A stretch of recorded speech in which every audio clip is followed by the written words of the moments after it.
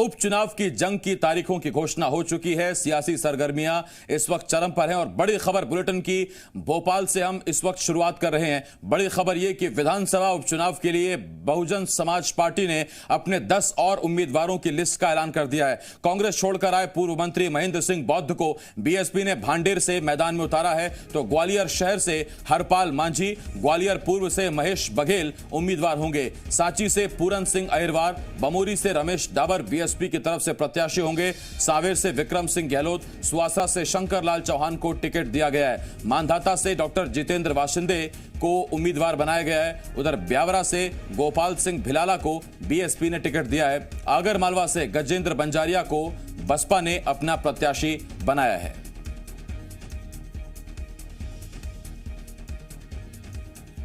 तो ये बड़ी खबर इस वक्त हम आपको बता रहे हैं और बड़ी खबर आ रही है। बहुजन समाज पार्टी ने अपने 10 और प्रत्याशियों के नामों का ऐलान कर दिया है। पहली लिस्ट में बहुजन समाज पार्टी ने 8 प्रत्याशियों के नामों का ऐलान किया था और अब 10 प्रत्याशियों के नामों का ऐलान कर दिया गया है। कुल मिलाकर 18 सीटों पर बहुजन समाज पार्टी ने अपने प्रत्याशियों के नामों का ऐलान कर दिया है। और अगर आप लिस्ट देखें तो सबसे पहले महेंद्र सिंह बौद्ध जो पूर्व मंत्री हैं, मंत्री भी रहे हैं, उन्हें भांडेर से टिकट दिया गया है। जबकि भांडेर की ही अगर आप बात करें तो भांडेर में फूल सिंह बरैया कांग्रेस की तरफ से प्रत्याशी हैं, जो एससी रिजर्व सीट है, यानी कि अनुसूचित जाति के लिए ये सीट रिजर्व है और यहां से फूल सिंह बरैया को कांग्रेस ने टिकट दिया है। तो उनके सामने महेंद्र सिंह बौद्ध खड़े होंगे और रक्षा सिरोनिया इधर तीसरी तरफ से चुनौती देंगे।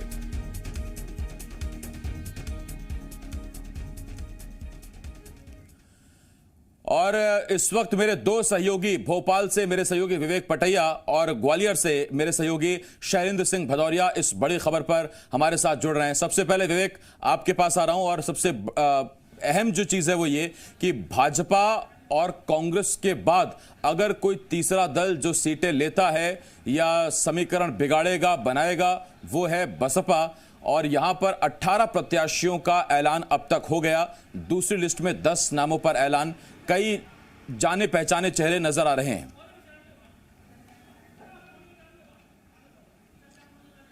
देखिए आसिफ, सबसे बड़ी बात है कि त्रिकोणीय संघर्ष की स्थिति जो है बसपा ने खड़ी कर दी है।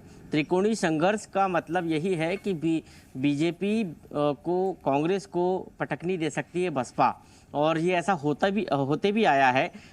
जिस प्रभाव वाले क्षेत्र में बसपा अपने प्रत्याशी उतार रही है, हालांकि बसपा ने सभी 28 सीटों पर प्रत्याशी उतारने का ऐलान किया है, लेकिन खासकर ग्वालियर चंबल क्षेत्र और जो उत्तर प्रदेश की सीमा से सटा हुआ क्षेत्र है, इस क्षेत्र में बसपा का एक खासा प्रभाव है। और यहाँ पर प्रत्याशी उतारने का पहले ऐलान किया था, लेकिन अब प्रत्याशी लगभग जो है 18 प्रत्याशी अब उतार चुकी है बहुजन समाज पार्टी और 10 प्रत्याशी और उतारने बाकी है।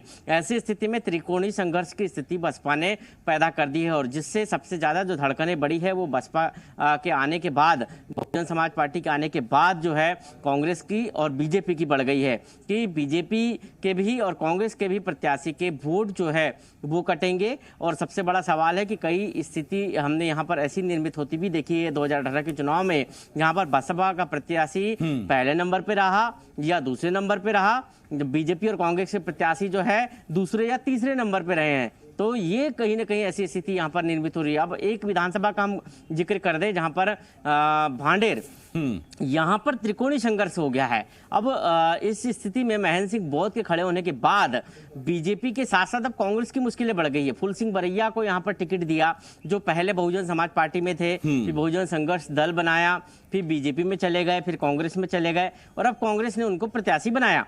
ऐसी स्थिति में अब बहुजन समाज पार्टी के प्रत्याशी आने के बाद महेंद्र सिंह बौद्ध जैसा जो नेता जो कांग्रेस में ही गृह मंत्री रहे हैं और जिनकी एक अच्छी पकड़ है उस वर्ग में, ऐसी स्थिति में उनका मैदान में आना कहीं न कहीं कांग्रेस के लिए भी और बीजेपी के लिए भी मुश्किलों भरा हो सकता है।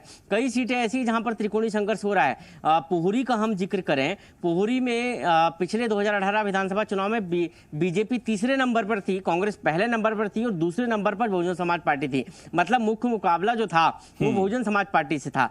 तो ये सीटें इसलिए बताना जरूरी है कि बहुजन समाज पार्टी की अहमियत और उसके प्रत्याशियों का मैदान में आना दोनों ही राजनीतिक दलों के लिए, खासकर बीजेपी और कांग्रेस के लिए खासी परेशानी बड़ा हो सकता है। और जिस तरह पिछले दिनों बहुजन समाज पार्टी के नेताओं ने कहा था कि सत्ता की चाबी हम रखेंगे, जिस तरह नियरेस्ट मुकाबला है, जिस तरह पिछले दिनों हमने देखा कि कांग्रेस की सरकार को 15 महीने में अक्सर जो है ऐसी स्थिति में आना पड़ा कि बीएसपी का विधायक हो या निर्दलीय हो, अक्सर जो है अपने झुकाते रहे कांग्रेस को। इस बार भी यही स्थिति कहीं निर्मित न हो जाए कि सत्ता की चाबी जो है बीएसपी यदि 1-2 सीट भी निकाल लेती है, यानी 28 सीटों में से, तो सत्ता की चाबी कहीं बीएसपी के हाथों में ना आ जाए, या बीएसपी के विधायकों के बाद ही जो है सत्ता का बहुमत मिल पाएगा। ये तमाम चीजें हो सकती है और दावा भी इन समीकरणों पर विवेक बात करेंगे हम। मैं सीधा इस वक्त शैलेंद्र के पास चल रहा हूं। शैलेंद्र, अगर सिर्फ ग्वालियर शहर की ही बात करें तो सबसे पहले तो दिलचस्प स्थिति यह है कि बसपा ने मामला त्रिकोणीय इसलिए कर दिया कि अमूमन 1, 2, 3 सीट पर उपचुनाव होते हैं तो बसपा अपने प्रत्याशी उतारती नहीं है, लेकिन तब जबकि एक एक करके 28 सीटें हो गई, बसपा ने सभी सीटों पर अपने प्रत्याशी उतारने का ऐलान कर दिया है। 2 सीटें ग्वालियर शहर और ग्वालियर पूर्व। बड़ा मामला यहां दिलचस्प हो गया। ग्वालियर से जहां एक तरफ तोमर, सुनील शर्मा कांग्रेस की तरफ से, तोमर बीजेपी की तरफ से, ग्वालियर पूर्व से मुन्ना लाल गोयल, सतीश सीकरवार और अब वहां से महेश बघेल, ये 2 सीटें ग्वालियर से ही बड़ी दिलचस्प हो जाएंगी। देखिए, बिल्कुल आपने ठीक कहा कि ग्वालियर पूर्व की अगर बात करें तो ये जो वोट बैंक है, अगर इसकी बात करें तो वो बसपा को काफ़ी यहाँ वोट मिलता रहा है। कई बार बसपा निर्णायक भूमिका में भी रही है। हालांकि ग्वालियर विधानसभा क्षेत्र में बसपा उतना कमाल नहीं कर पाई है, लेकिन ग्वालियर में पूर्व की बात करें यहाँ पर बहुत ज़्यादा असर देखने को मिलता है, क्योंकि जिस तरीके से जो 2 अप्रैल का जो हिंसा हुई थी वो उस इलाके में सबसे ज़्यादा हुई थी, और यही कारण है कि पिछली बार बसपा के प्रत्याशी को यहाँ अच्छे खासे वोट मिले थे। वहीं बात डबरा की अगर करते हैं तो डबरा में भी कमोबेश यही स्थिति है कि त्रिकोणीय मुकाबला होता नजर आ रहा है, क्योंकि कई बार ऐसा हुआ है, एक बार तो वहां बसपा जीती थी, उसके अलावा कई बार ऐसा हुआ जब सत्यप्रकाश परसिडिया बसपा के टिकट पर वहां लड़ी थी तो यही सुरेश राजे तीसरे नंबर पर चले गए थे, जो इस बार कांग्रेस की तरफ से लड़ रहे, पहले वो बीजेपी की तरफ से लड़े थे। इसके बाद अगर बात करते हैं जौरा की, 2018 के चुनाव में बीजेपी जो है तीसरे नंबर पर थी जौरा विधानसभा क्षेत्र में, सूबेदार सिंह रजौदा को तीसरे नंबर पर भेज दिया था और बसपा के प्रत्याशी जो है वो दूसरे नंबर पर थे। इस बार बसपा ने जिस प्रत्याशी पर वहां दाव खेला है, सोनेराम सिंह कुशवाहा, वो वहां से 2 बार के एमएलए रह चुके हैं, तो ऐसे में वहां भी त्रिकोणीय मुकाबला मिलेगा। अंबा की अगर बात करें तो पिछले चुनाव में वहां भी भाजपा तीसरे नंबर पर चली गई थी, क्योंकि वहां निर्दलीय जो एक नेहा किन्नर जो खड़ी हुई थी वो वहां दूसरे नंबर पर आ गई थी। इसके अलावा बसपा ने भी जो सत्यप्रकाश सखवार जो लड़े थे चुनाव, उन्होंने भी एक अच्छा खासा जो है वोट बैंक वसूला था। तो अगर ये कहा जाए कि ग्वालियर चंबल संभाग की तमाम जो सीटें हैं, लगभग 7 से 8 सीटें ऐसी हैं जहां बसपा जो है वो निर्णायक भूमिका में होती है, या तो दूसरे नंबर पर आ जाती है या कई बार वो जीत भी जाती है। जिस तरीके से विवेक जी भी जो उल्लेख कर रहे थे कि भांडेर जो सीट है उस पर मुकाबला बड़ा ही दिलचस्प हो गया, क्योंकि महेंद्र बौद्ध जो है लगभग 45 साल से कांग्रेस की राजनीति करते रहे हैं। दतिया जिले के सवड़ा विधानसभा क्षेत्र से वो विधायक रहे हैं, मध्य प्रदेश में गृह मंत्री भी रहे हैं। 2003 का जब वो चुनाव हारे उसके बाद लगातार वो टिकट की मांग करते रहे, लेकिन उनको टिकट नहीं मिला था, और यही कारण है कि उन्होंने अभी हाल ही में बीजेपी कांग्रेस को छोड़कर बसपा का दामन ज्वाइन कर ली थी। और ये भांडेर सीट बड़ी दिलचस्प होने वाली, त्रिकोणीय मुकाबला होने वाला, हम बार बार कह रहे हैं, क्योंकि आप देखिए भांडेर से आप देखिए एक तरफ रक्षा सिरौनिया है, दूसरी तरफ पूर्व मंत्री वहां से ताल ठोक रहे हैं, तो ये सीट बड़ी दिलचस्प होने वाली है। बहुत शुक्रिया विवेक और शैलेंद्र, आप दोनों लेकिन मेरे साथ बने रहें, आगे भी हम आपसे कुछ खबरों पर और अपडेट लेंगे। इस वक्त ग्वालियर से विवेक और भोपाल, माफ कीजिए, ग्वालियर से शैलेंद्र और भोपाल से विवेक हमारे साथ लगातार जुड़े हुए हैं। आगे बढ़ते हैं। एमपी में उपचुनाव को लेकर कांग्रेस बीजेपी एड़ी चोटी का जोर लगा रहे हैं। कांग्रेस अब बीजेपी के खिलाफ आरोप पत्र जारी करने जा रही है, जिसमें बीजेपी के कार्यकाल में हुए घोटालों का जिक्र होगा। कृषि बजट में कटौती, कन्या विवाह की राशि कम करने, बिजली बिल, कोरोना समेत कई गंभीर आरोप होंगे। पूर्व मंत्री लाखन सिंह यादव ने कहा कि आरोप पत्र सभी उपचुनाव क्षेत्रों में वितरित किए जाएंगे। बीजेपी सरकार की विफलता को घर घर तक पहुंचा रही है। वहीं बीजेपी ने कहा कि 15 महीने की कमलनाथ सरकार को जनता ने देखा है, जनता अब झांसे में नहीं आने वाली। बीजेपी ने कहा कि कांग्रेस का आरोप पत्र कांग्रेस के ही खिलाफ है। आपको बता दें, इससे पहले 2 दिन पहले ही कांग्रेस ने हर सीट पर अपने स्थानीय घोषणा पत्र को रिलीज किया है। अलग अलग हर सीट के लिए घोषणा पत्र रिलीज किया गया है और अब कांग्रेस भाजपा सरकार के खिलाफ आरोप पत्र तमाम विधानसभा क्षेत्रों में पहुंचाने वाली है। मैं कायदे से तो 15 साल के इनके जो कारनामे थे उनको मॉनिटरिंग करना था। हम शुरुआत कर ही रहे थे, तब तक कुछ जयचंदों की वजह से सरकार हमारी चली गई। सरकार पुनः आती है मध्य प्रदेश में, कमलनाथ जी मुख्यमंत्री बनते हैं, तो इनके पिछले 15 साल के घोटाले और अभी जो 6 महीने इनको होने जा रहे हैं, 6-7 महीने, ये सारे के सारे घोटालों की बिंदुवार हम लोग जांच कराएंगे और दोषियों को कड़ी से कड़ी सजा दिलाने का हम काम करेंगे।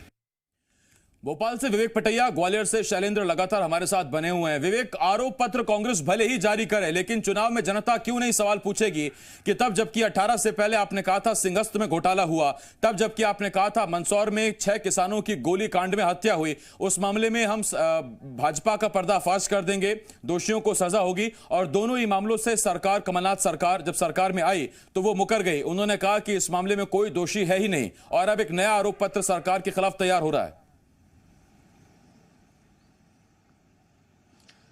आसिफ, इस पूरे आरोप पत्र के जरिए उपचुनाव में एक माहौल बनाने की कोशिश कांग्रेस की है कि जनता के बीच में जाकर ये बताएंगे कि 15 साल शिवराज सिंह चौहान की सरकार, भाजपा की सरकार ने क्या किया, इन 6 महीनों में इस सरकार ने क्या किया, और उस दौरान जो अनियमितताएं हुई है उसको घोटाले का रूप देकर जनता के बीच में बताया जाएगा, और कोशिश की जाएगी कि जनता को वो कांग्रेस के नेता जहां जहां जाएंगे उपचुनाव क्षेत्र में वहां समझा पाए। इसके साथ ही जिस तरह बजट में कटौती की गई है उसको भी एक मुद्दा बनाया है, चाहे वो कृषि के बजट में हो, महिला सुरक्षा के नाम पर जो बजट है उसमें हो, या फिर कन्यादान की राशि को कम करने की बात हो, और सबसे बड़ा मुद्दा है बिजली के बढ़े हुए बिल को लेकर।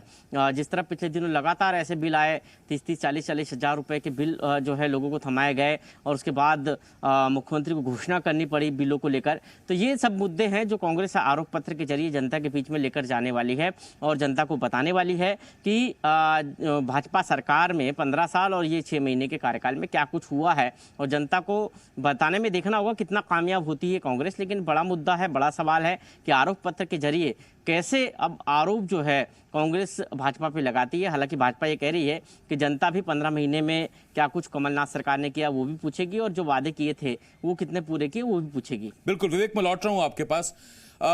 सिर्फ आरोप पत्र नहीं शैलेंद्र, मुझे याद है अतिथि शिक्षक संघ, संविदा कर्मचारी, इन्होंने मिलकर एक संयुक्त मोर्चा तैयार किया और उसकी हाल ही में एक प्रेस कॉन्फ्रेंस कराई थी, खासतौर पर ग्वालियर में, और उनका कहना था कि जो वादे किए गए कमलनाथ सरकार की तरफ से, जो वादे किए गए शिवराज सरकार की तरफ से, वो पूरे नहीं हो रहे हैं। और ग्वालियर में उन्होंने ये प्रेस कॉन्फ्रेंस की थी ज्योतिरादित्य सिंधिया पर दबाव बनाने के लिए।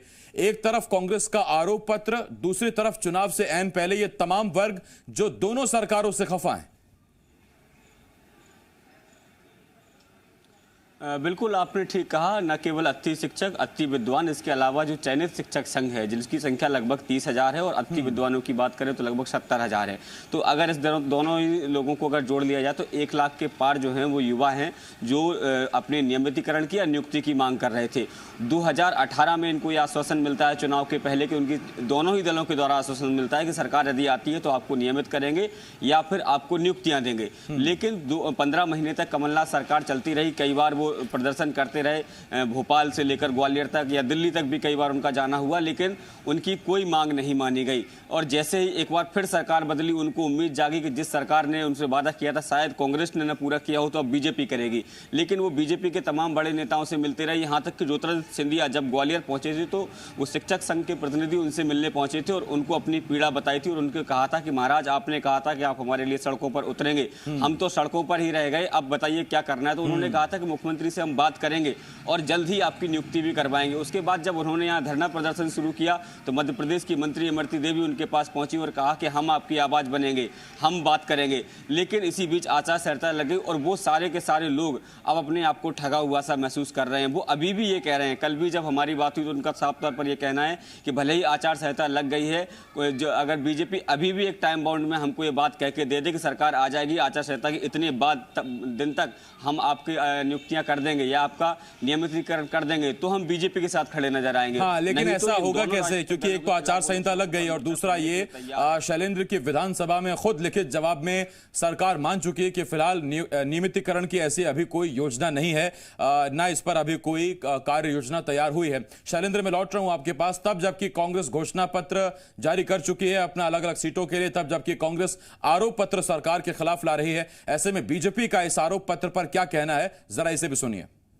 उनके मंत्रिमंडल के आधा दर्जन सदस्यों ने खुलकर आरोप लगाए थे और वो उन आरोपों को हम याद जनता को दिलाएंगे कि किस प्रकार अवैध उत्खनन, अवैध शराब, ट्रांसफर पोस्टिंग से लेकर छल प्रपंच, पर्दे के पीछे से सरकार चलाने का काम, जिस प्रकार से 15 महीनों में ये लूट अराजकता बनी थी, उसको याद दिलाने वाले हैं। तो इनको जनता को ध्यान में आ जाएगा कि आगाज ऐसा था, इनका 15 महीनों का राज ऐसा था, तो ये क्या करते अगर 5 साल रह जाते, जनता को हम याद दिलाएंगे।